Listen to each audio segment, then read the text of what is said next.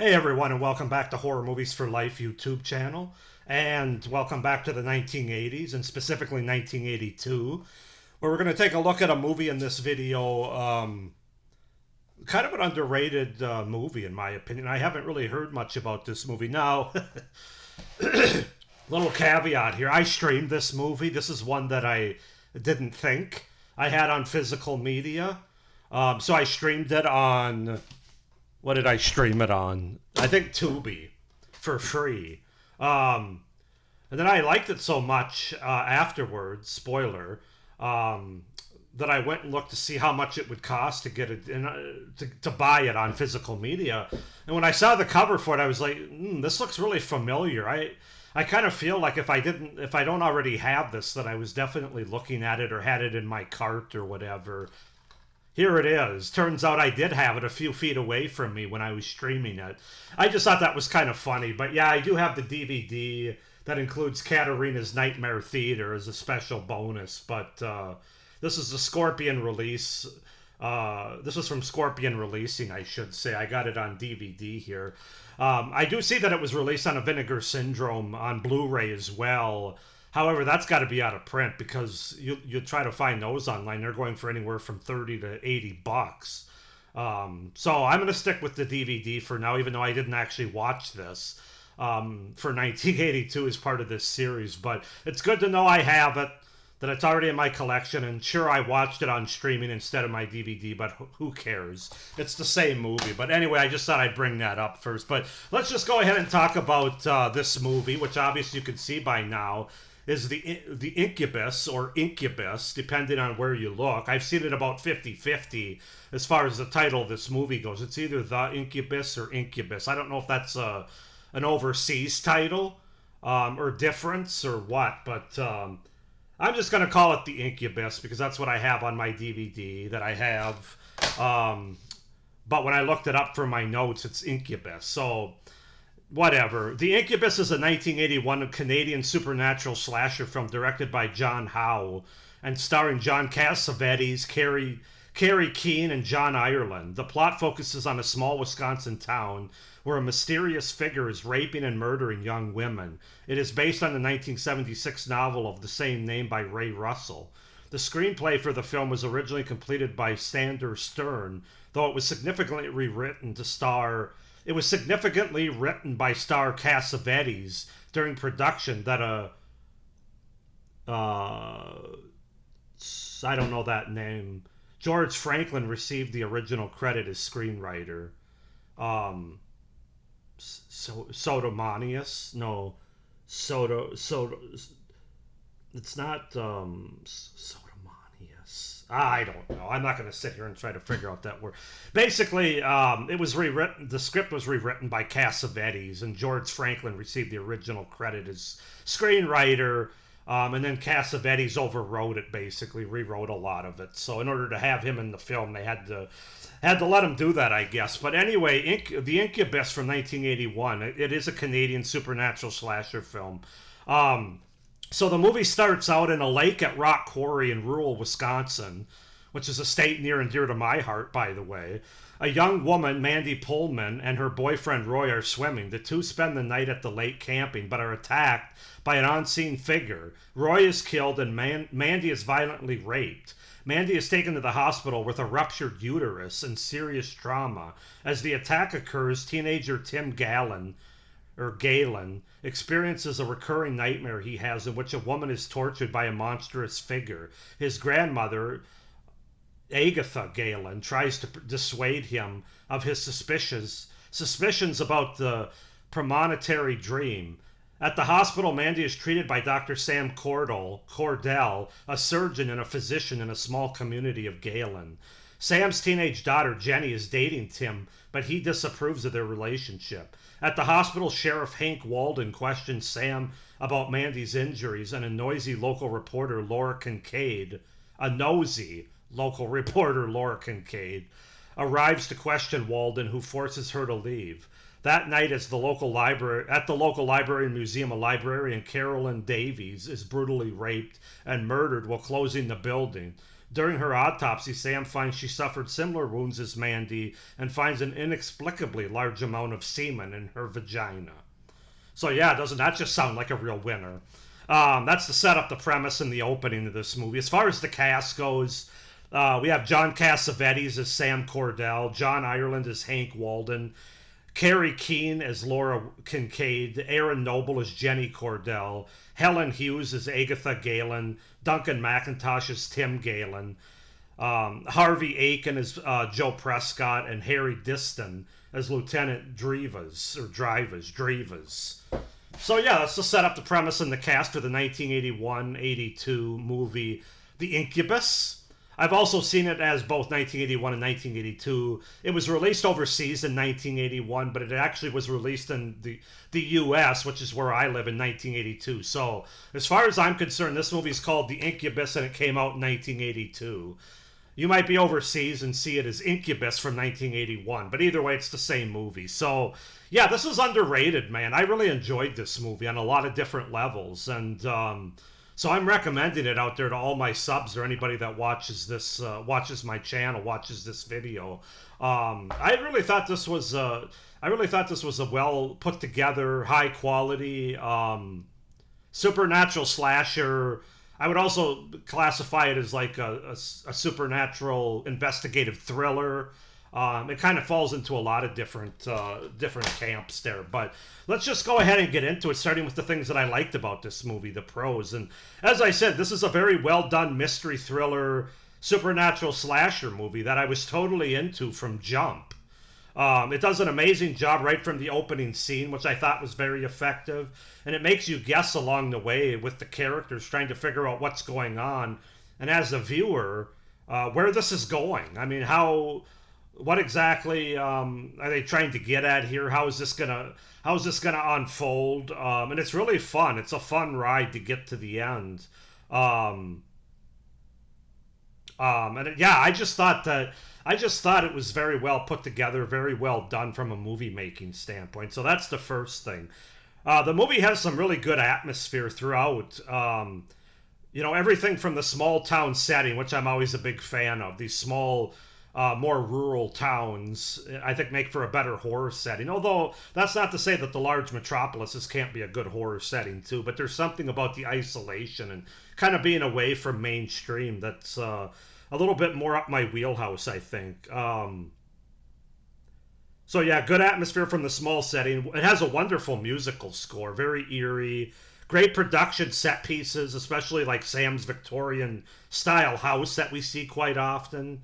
And of course the dream and nightmare sequences, they're and the unsettling rape attacks and kills. All of that stuff just kind of makes for a very, very dreamlike, figuratively and literally, kind of atmosphere that goes on in this movie. And that's part of why I was really into it. And I definitely wasn't checking my phone or the time or anything like that watching this movie. It's a very good atmosphere. I think the performances are really good in this movie. I'm especially going to highlight two people. Not surprisingly, John Cassavetes. He's very good as the main character of Sam Cordell. He's kind of a really odd character in this movie. He reminds me a little bit of the movie from 1980. Why can't I think of the name of it now? It has... it's on the tip of my tongue. Help me out here, guys. Schizoid. That's it. Schizoid with... now I forget the actor's name.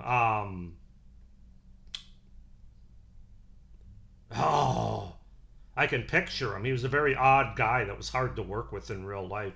Anyway, it's a little bit like Schizoid in the sense that the main character is very odd. He almost has like this sort of like he's seeing his daughter when she's naked coming out of the shower, and just kind of his reactions and everything. He's just a very odd character. Definitely not the typical investigative straight, no questions asked character that you get in a lot of these type of thriller movies. But he did a great job playing that character, John Cassavetes, and then I also thought Duncan McIntosh as Tim Galen, the young boy who's having the dreams. I thought he did a really good job in this movie, but really the whole cast is good here, from Carrie Keene as Laura Kincaid, Aaron Noble as Jenny Cordell, The grandmother's a little bit, you could say she's a little bit pushing it over the top as Agatha Galen, but overall the acting is good in this movie. So that's definitely a pro.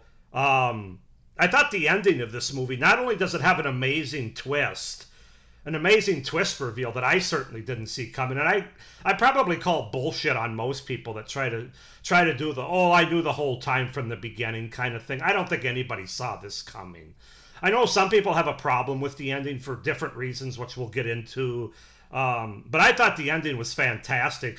But not just because of the twist reveal, but also because it's such a gut punch of an ending. I mean, if you're really into this movie and these characters and this story as I was, it really leaves you on just a big gut punch of an ending. And so, yeah, it kind of, it's an ending you don't forget, let's put it that way. This movie kind of stayed with me, and that ending stayed with me for a few hours after I finished watching it for this review. So, yeah, the ending is definitely a highlight for me anyway. As I said, some people don't like it because of, if you get into what Incubus actually means, and like if you research Incubus versus Succubus and everything, I could sort of understand why the ending doesn't work for them. I'm not watching it on that kind of level. But I get it. But the ending worked for me, and it was definitely one of the best parts of the movie. It's such a gut punch. It left me stunned. I think it's going to leave a lot of viewers stunned. The movie has some good kills, the best being a farmer who has 2 young daughters, and he ends up taking a shovel to the throat when he's investigating the barn where his dog was making noises. And by the way, the dog takes a pitchfork, so any animal lovers out there, be warned. There's kind of a tough scene with a pitchfork and a dog in a barn the midway through this movie. But the farmer then takes a shovel through the throat, and he has a shotgun. He ends up shooting it, but because of the shovel, the shotgun goes down. He shoots off his own damn foot. And the effect, the gore effect of that is really cool. Like, you see the front of his foot is shot off, and you can see like the meat of his foot and everything. It's a very well done shot. I'm not sure who did the effects for this movie, but that was the kill that really stood out to me. Great gore visual effect there. The movie also has quite a bit of nudity in it. So if that's your thing, it's there for you. It's here for you. You get shots of both the backside of a woman and a front side of the woman all the way, both boobs to bush. So keep that in mind. I will say, and even though there's a lot of rape scenes in this movie, that's not where you see the nudity. I think they actually do a pretty good job of handling the rape scenes by the Incubus when he attacks. Not only not showing much, if anything, as far as nudity or actual penetration, but rather allowing the viewer to be unsettled by what you don't see. It's really good filmmaking, I think, in that regard, because when it comes to rape scenes, you don't need to show us. We kind of know what's going on through the reactions of the characters and the screaming and just the music and everything. So the movie does a really good job with that. So you don't have to worry too much about being, even though you might still be triggered by the rape scenes, because you obviously know what's going on. They don't show it. They don't show too much of it, which is good for this movie. I thought the look of the Incubus, while we don't see enough of it, you only see it for like a minute at the very end, I thought it was a very effective and creepy look of the monster, the Incubus. So yeah, that was another pro. I had in this movie, the tone of it is very serious all the way through. They play it straight. There's no light moments. There's no comedy inserted here. For a minute, when I was watching this, I was kind of thinking of Humanoids from the Deep a little bit. But Humanoids from the Deep is much more of a tongue-in-cheek sort of Roger Corman. We're having fun with this idea of women being raped by these creatures from outer space. Where this movie they're playing it much more serious, much more straight. So there's really no light moments or comedy in this movie. So I just kind of wanted to point that out. That's not really a pro or a con. That's just kind of what it is. So those are my pros for the Incubus from 1982. As far as cons go, these are more warnings for people, because not everybody I know likes the same kind of movie. There is a lot going on in this story, and not everything is spoon-fed to you, especially at the end. So you really have to pay attention. So it can be a little confusing at times. Even after you finish the movie, I've watched plenty of reviews with people who are like, I don't get it. I don't understand what happened at the end, or it's this part of the movie. So it's definitely a movie you have to pay attention to. I would have liked a bit more on-screen kills. I talked about the one kill I really liked, but some of the kills are mostly kind of quick cuts and off-screen kills, and that was a little disappointing. It probably will be viewed as more of an investigative thriller by a lot of people than a straight-up horror movie, even though it's definitely a straight-up supernatural horror movie, slasher movie, with some slower, but there are slower scenes of dialogue, more dialogue and mystery as they're trying to figure out what's going on in this town. But I was into it, man. Whether you want to call it an investigative thriller or a supernatural slasher, it worked for me either way. But I'm just pointing that out for some other people out there going into it. Some things aren't as fleshed out as they could have been, like Laura the reporter looking like Sam's second wife. That really didn't go anywhere, although I don't want to give too much away, but I guess it kind of plays into things at the end, I guess, if you want to say. And part of the weirdness of the character of John Cassavetes' character, I guess, if you really think about it. But then, and also the grandmother putting the cop Hank Walden in his position and reminding him about it 30 years prior. That doesn't really go anywhere. It's not explained. So there are some story elements, some things that aren't really fleshed out all that well, that don't really go anywhere. But at the end of the day, guys, this is a fun horror watch. I really like the Incubus from 1982. I can't believe it's not talked about more. I'll have to watch Katarina's Nightmare theater version of it, which I know is just like her coming in with bumpers where you'd have commercials and stuff. But I think I have a few other movies with Katarina's Nightmare Theater as well. It talks with different movies in my collection. But anyway, this is an 8 out of 10 movie, The Incubus from 1982 for me. 8 out of 10 for The Incubus. Go ahead and comment down below if anybody has seen this movie out there, what you think of it. Do you like it? Does it not work for you? Why not? Comment down below. Please like this video. Hit the little notification bell. And if you haven't already, please subscribe to my channel. It would really help me out as far as content going forward. But with all that being said, stay tuned. I still have, I got a lot of 1982 horror movies, man. All of August, all of September, all of November, and part of December. So I'm going to have 2 more reviews just this week, the first week in August. So with all that being said, I hope you're enjoying it so far. Thank you for watching, and as always, stay scared. Bye.